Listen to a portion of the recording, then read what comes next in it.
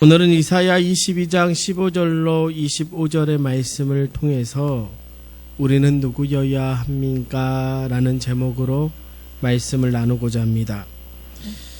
구약에서 예언의 말씀은 주로 국가나 아니면 공동체에 선포되는 경우가 많습니다.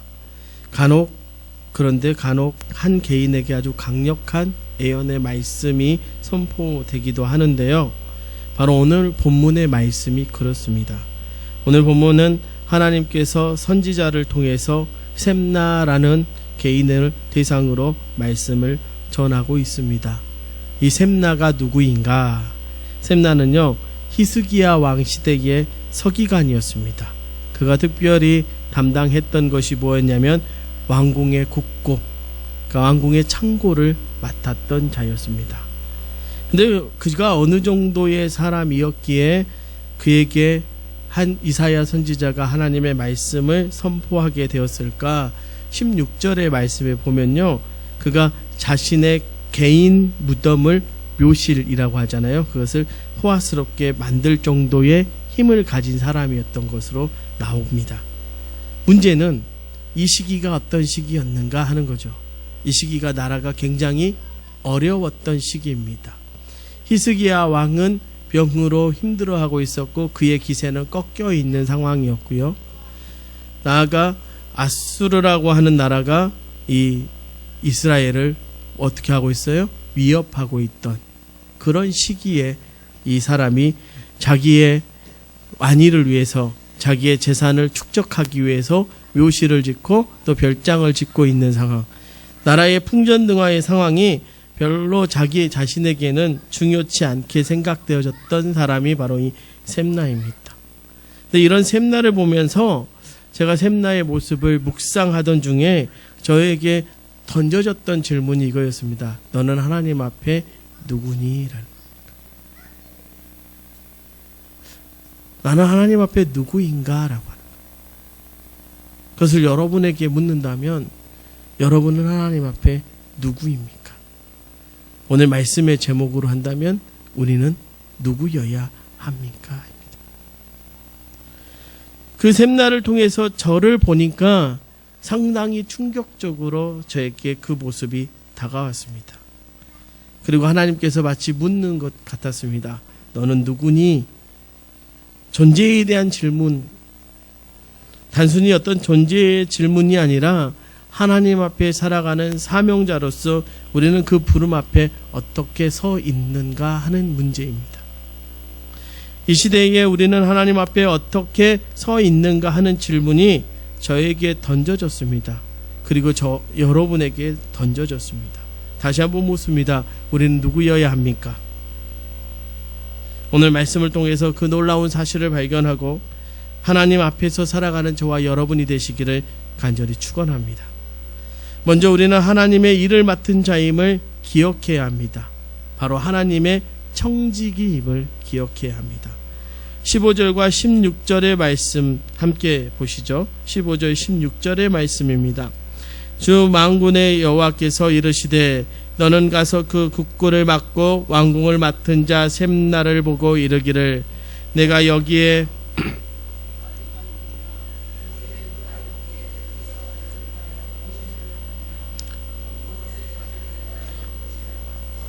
자기 일을 위하여 쪼아내었도다. 아멘. 여러분, 셈나의 직분이 무엇이었는가? 제가 아까 국고와 왕궁을 맡은 자라고 했습니다.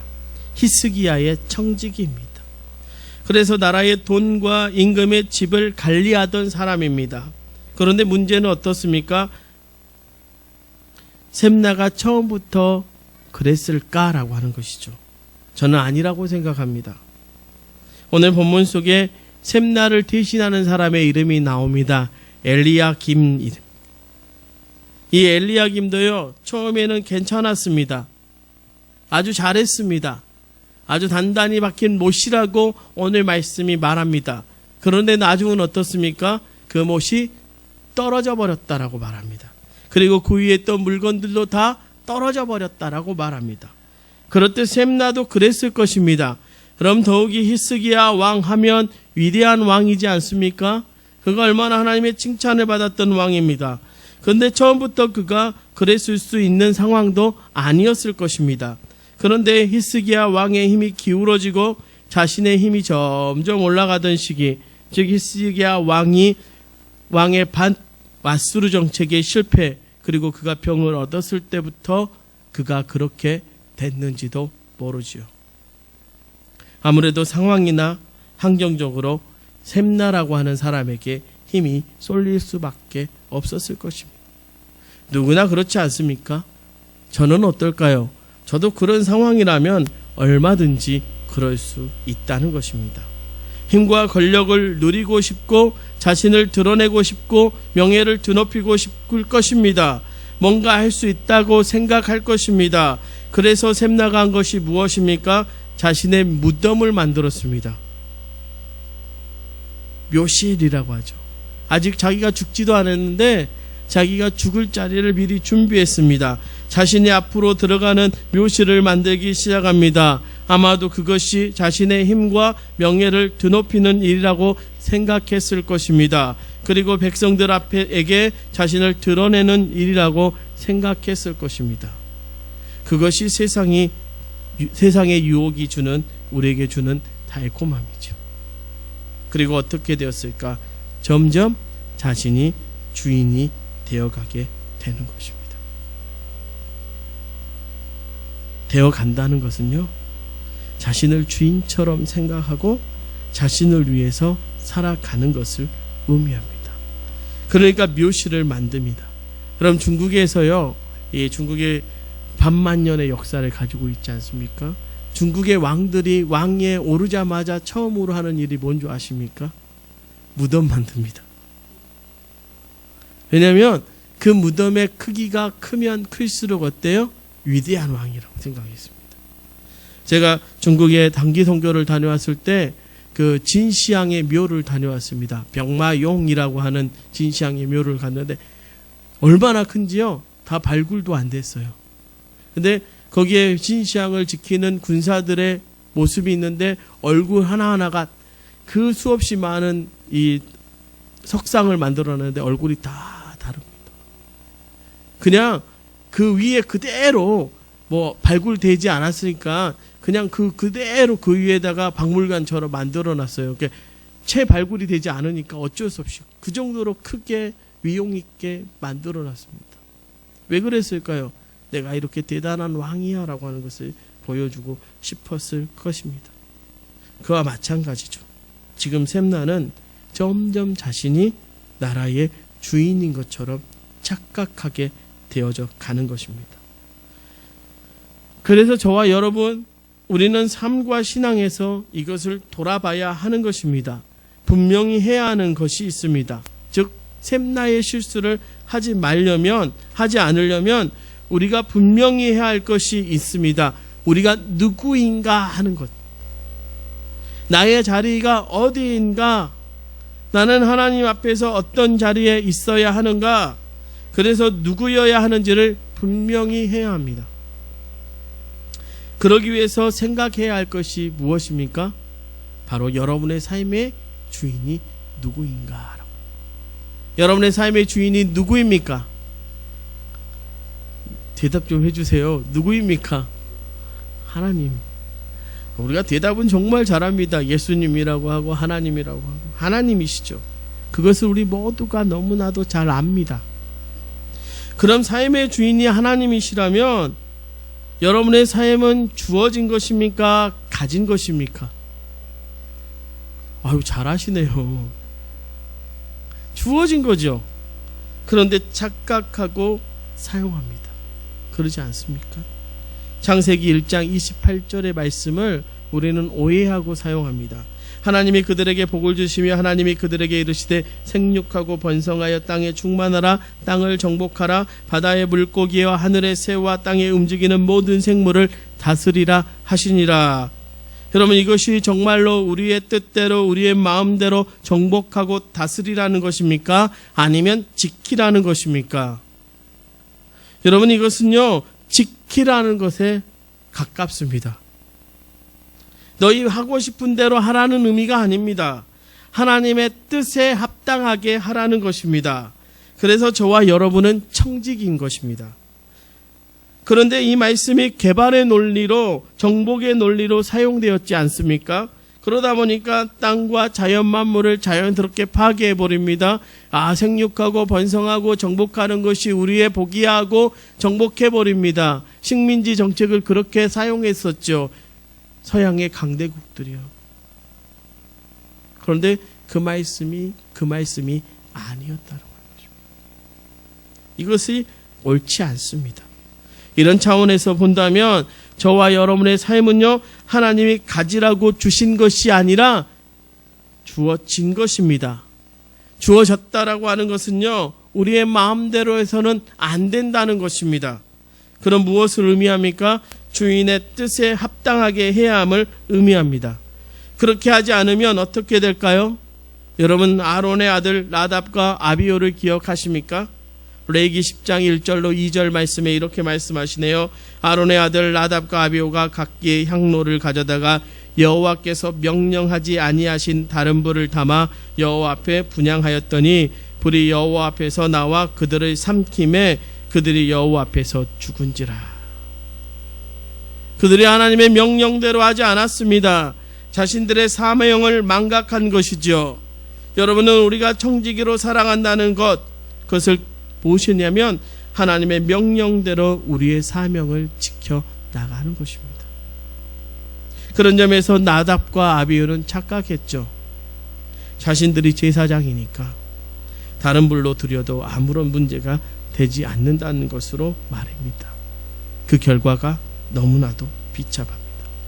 나답과 아비후만 그렇습니까? 우시야 왕은 어떻습니까? 우시야 왕 대단히 위대한 왕입니다. 하나님의 뜻대로 살았죠. 그런데 그가 강성해지니까 어떻게 됩니까?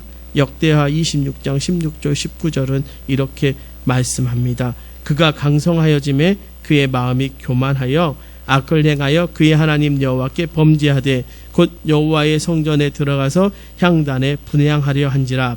제사장 아사라가 여호와의 용맹한 제사장 80명을 데리고 그의 뒤를 따라가서 우시야 왕 곁에 서서 그에게 이르되 우시야여, 여호와께 분향하는 일은 왕이 할 바가 아니요 오직 분향하기 위하여 구별함을 받은 아론의 자손 제사장들이 할 바니 성소에서 나가소서. 왕이 범죄하였으니 하나님 여호와께서 영광을 얻지 못하리이다. 우시야가 손으로 향로를 잡고 분향하려 하다가 화를 내니 그가 제사장에게 화를 낼 때에 여호와의 전 안 향단 곁 제사장들 앞에서 그의 이마에 나병이 생긴지라.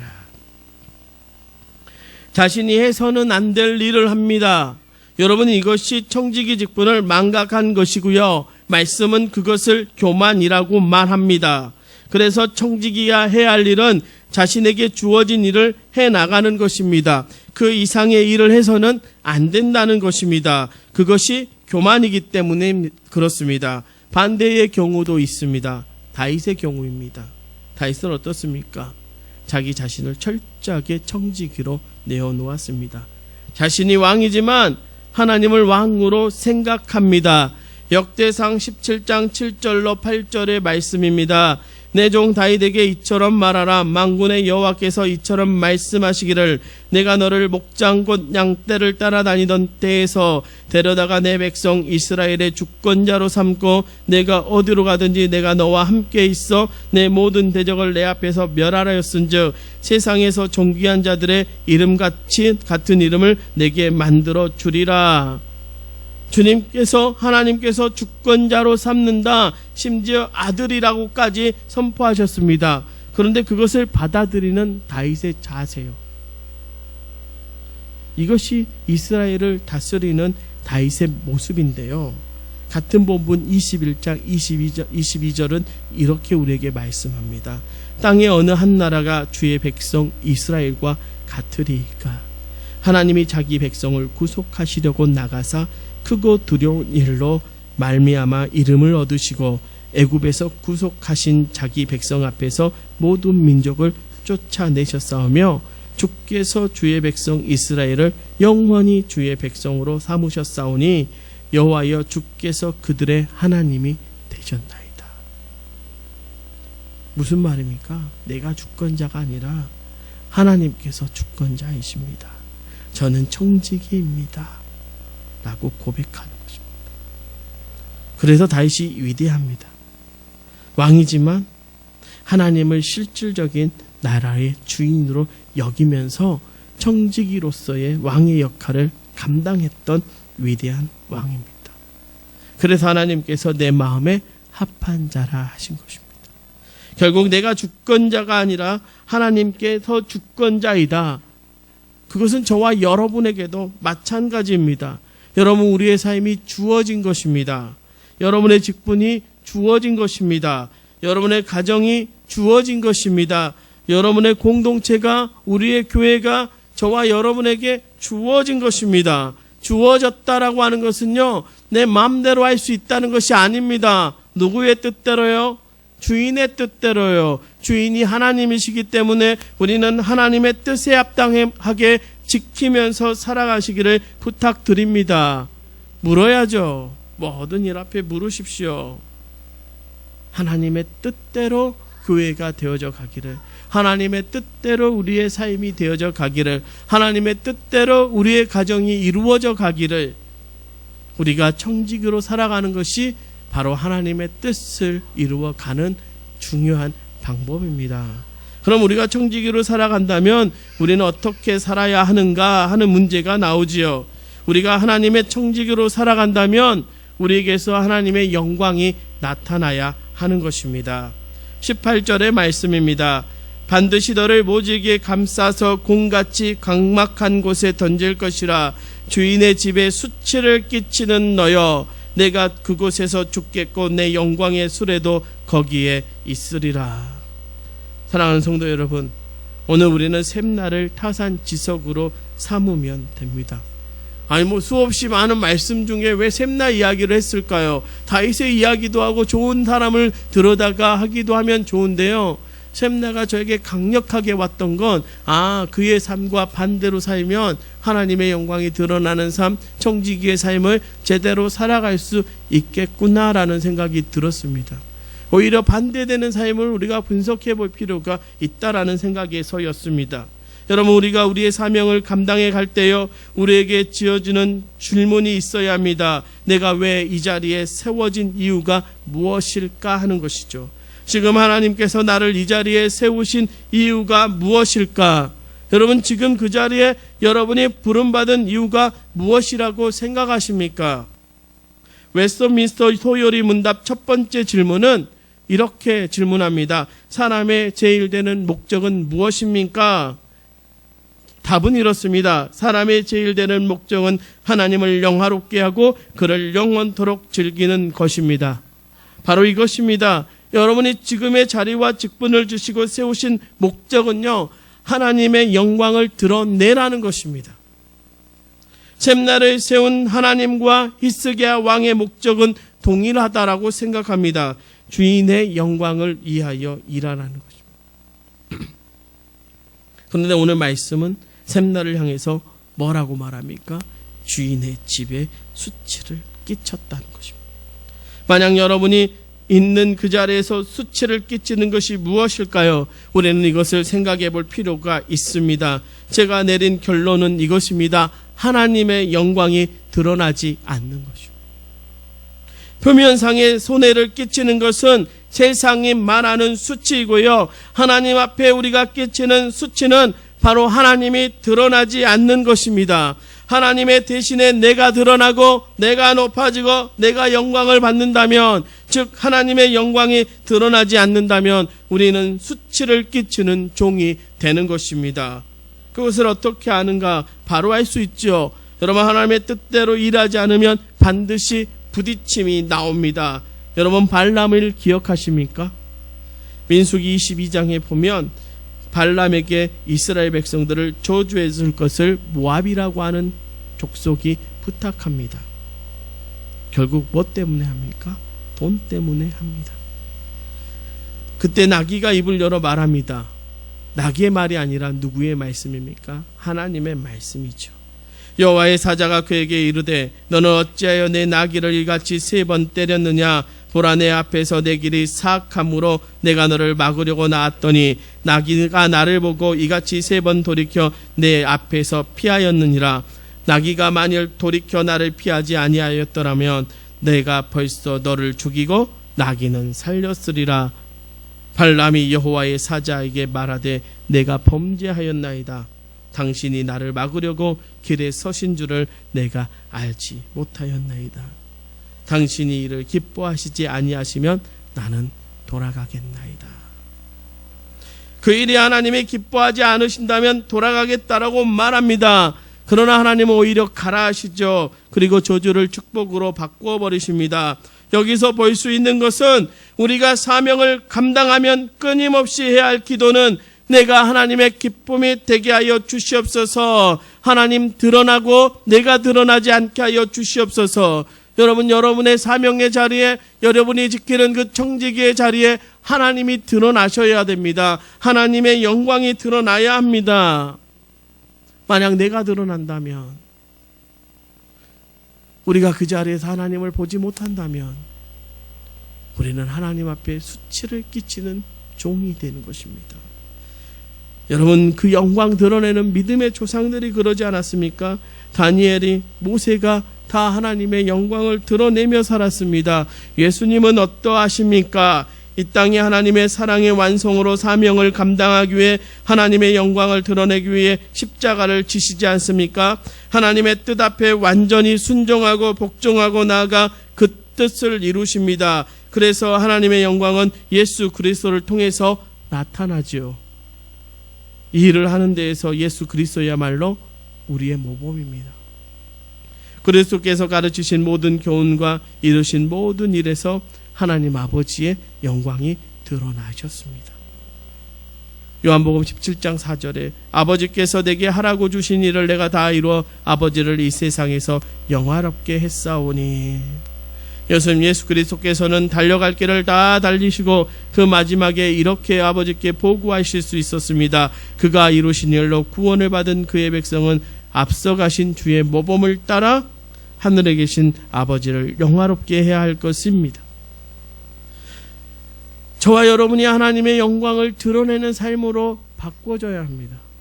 우리 주님이 그러셨거든요. 여러분, 십자가에서 드러난 것이 예수 그리스도의 영광이 아니라 누구의 영광이었습니까? 하나님의 영광이었습니다. 한 백부장이 이렇게 말합니다. 십자가 앞에서 진실로 하나님의 아들이다. 그래서 하나님의 백성인 저와 여러분은 어떻게 해요? 시편 43편 21절을 우리에게 이렇게 말합니다. 이 백성은 내가 나를 위하여 지었나니 내 찬송을 부르게 하려 함이니라. 여러분, 우리는 이 뜻대로 살아야 합니다. 고린도전서 10장 31절은 뭐라고 말합니까? 그런즉 너희가 먹든지 마시든지 무엇을 하든지 다 하나님의 영광을 위하여 하라. 이것은 모든 믿는 자들의 일입니다. 여러분, 밭에서 용사를 짓든지 공장에서 일을 하든지 시장에서 장사를 하든지 무슨 일을 하든지 심지어 먹고 마시는 일에서도 하나님과의 관계 아래서 하나님을 위해 하나님의 영광을 나타내기 위해 힘써야 할 것입니다. 여러분이 밟는 땅의 자리에서 여러분이 서 있는 그 자리에 누가 드러나요? 하나님이 드러나야 할 것입니다. 가끔 저는 이렇게 기도합니다. 우리 성도들 염전하시는 분들 많고 요즘 농사 짓지 않습니까? 주님, 쌀 생산할 때 주의 영광 드러나게 하소서. 염전 소금 생산할 때 주의 영광 드러나게 하소서. 뭐 그게 중요합니까? 주님, 이거 내가 먹고 살기 위해서 하는 건데요. 아니요. 너희가 먹든지 마시든지 무엇을 하든지요. 저는 소금이 그냥 이렇게 팔리는 줄 알았어요. 근데 거기에 이름이 다 적혀져 있던데요. 여러분의 이름으로 내잖아요. 그런데 그 여러분으로 이름 내는 그 안에요, 주의 영광이 있으면 소문나겠죠. 이 소금이 다르네.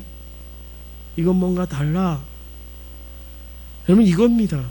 다른 겁니까? 와, 이거 저 사람 보면 하나님이 살아있음이 보여. 이거죠. 사랑하는 성도, 이제 말씀을 정리합니다. 우리는 샘나의 삶과 신앙을 타산지석으로 삼아야 합니다. 그래서 우리는 분명히 우리를 알아야 합니다. 우리가 하나님 앞에 누구여야 하는가? 저와 여러분은 하나님 앞에 청직입니다. 여러분의 가정에서도 청직이, 여러분의 교회에서도 청직이, 여러분의 삶의 자리에서 여러분은 하나님이 주신 것을 지켜나가는, 그리고 더 좋게 만들어가는 청지기임을 잊지 마십시오. 그리고 청지기는 나를 드러내는 사람이 아닙니다. 누구를요? 주인을 드러내는 사람이라면 여러분의 삶의 자리에서 하나님을 드러내십시오. 여러분의 삶의 모습을 통해서, 여러분의 삶의 고백을 통해서, 여러분의 찬양을 통해서, 여러분의 기도를 통해서, 여러분의 일을 하는 그 모든 일의 자리에서 하나님의 영광이 드러나기를 간절히 축원합니다. 기도하겠습니다. 사랑의 주님, 감사합니다. 주님, 우리는 청지기입니다. 우리가 그것을 망각하지 않게 하여 주시옵소서. 그래서 주님, 우리에게 주어진 사명을 잘 감당할 수 있도록 우리에게 능력을 주시옵소서. 원하기는 우리가 담당하는 그 삶의 자리에서 주의 영광이 드러나게 하여 주시옵소서. 주님, 우리가 주의 영광 드러낼 때 우리는 복된 인생임을 믿습니다. 오늘도 주의 영광 드러내며 살아가는 청지기가 되길 소망하는 사랑하는 도초동북교회 모든 성도들의 삶 가운데 주의 영광이 드러날 줄 믿습니다. 예수님의 이름으로 기도하옵나이다.